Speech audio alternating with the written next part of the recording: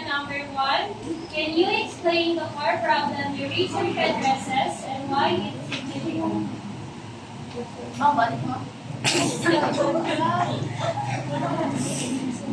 Can you explain the core problem your research addresses and why it's significant?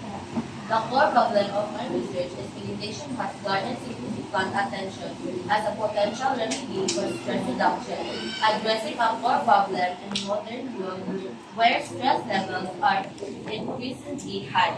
The significance of stress researching the effect of meditation on life and its potential to provide individuals with effective tools of managing stress and improving overall well-being.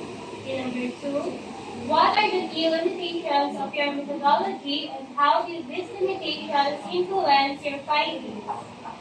The methodology employed in researching the effects of meditation on stress reduction faces several key limitations that can impact the validity and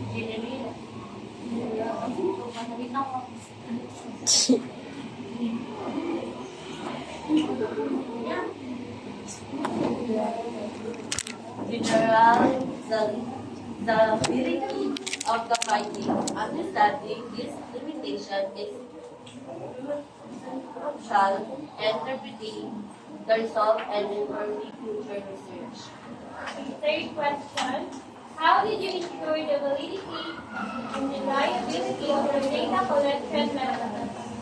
The validity and reliability of data collection methods used in researching the effects of meditation on stress reduction are critical in ensuring credible and dependable outcomes. Several strategies were implemented to enhance both aspects throughout research process. Question number 4. Could you elaborate on the statistical analysis you employed and justify your choice of techniques? Statistical analysis is fundamental in evaluating the effects of meditation on stress reduction, as it provides a means to interpret data articulately and draw meaningfully conclusions. The chosen techniques reflect the research object's data characteristics and methodological rigor required to address the research question effectively.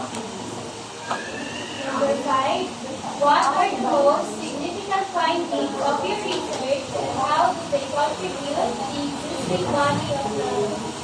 The research conducted on the effects of meditation on stress reduction yields several significant findings that contribute meaningfully to the existing body of knowledge. These findings not only reinforce previous studies but also expand our understanding of meditation as an effective technique for managing stress. Question number 6. Did your research uncover any unexpected results? How did you interpret this and what are the implications? The research on the effects of meditation on stress reduction involved several unexpected results that warrant careful interpretation and consideration regarding their implications. These findings highlight complexities within the field of mindfulness meditation and its impact on emotional well-being. Number 7. What are the practical implications of your findings and how might they be applied in real-world settings? The findings from my research on the effects of meditation on stress reduction have several practical implications that can be applied across various real-world settings. These applications will enhance mental health, well-being, and workplace, educational institutions, healthcare, the environment, and communities. Number 8.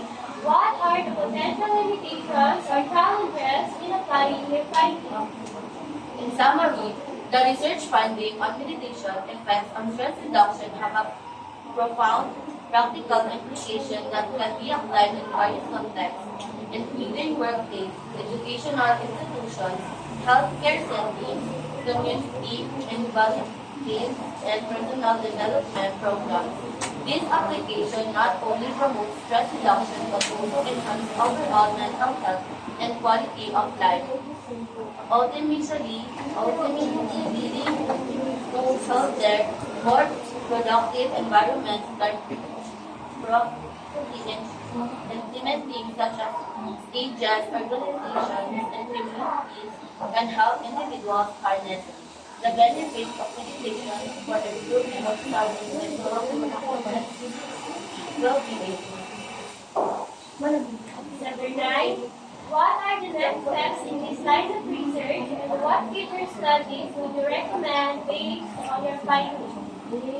The findings on the effects of meditation on stress reduction suggest a robust area for further explanation.